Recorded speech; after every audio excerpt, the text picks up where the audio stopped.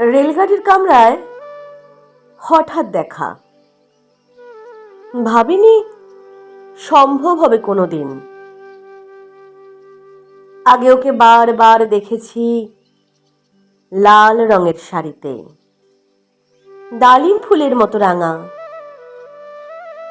আজ পরেছে কালো রেশমের কাপড়, আঁচল তুলেছে মাথায়, দোলন চাপার মতো চিকন গৌর মুখখানি ঘিরে।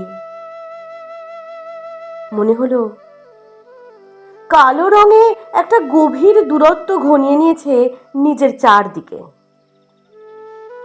যে দূরত্ব সর্ষে ক্ষেতের শেষ সীমানায় শালবনের নীলাঞ্জনে।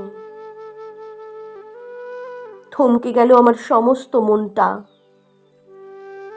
চেনা লোককে দেখলেম অচেনার গাম্ভীর্যে। হঠাৎ খবরের কাগজ ফেলে দিয়ে আমাকে করলে নমস্কার। সমাজবিধির পথ গেল খুলে। আলাপ করলেম শুরু। কেমন আছো, কেমন চলছে সংসার, ইত্যাদি। সে রইল জানলার বাইরের দিকে চেয়ে, যেন কাছের দিনের ছোঁয়াচ পার হওয়া চাহনিতে। দিলে অত্যন্ত ছোট দুটো একটা জবাব, কোনোটা বা দিলেই না। বুঝিয়ে দিলে হাতের অস্থিরতায় কেন এসব কথা। এর চেয়ে অনেক ভালো চুপ করে থাকা। আমি ছিলাম অন্য বেঞ্চিতে, ওর সাথীদের সঙ্গে। একসময় আঙুল নেড়ে জানালে কাছে আসতে। মনে হলো কম সাহস নয়। বসলুম ওর এক বেঞ্চিতে। গাড়ির আওয়াজের আড়ালে বললে মৃদু স্বরে,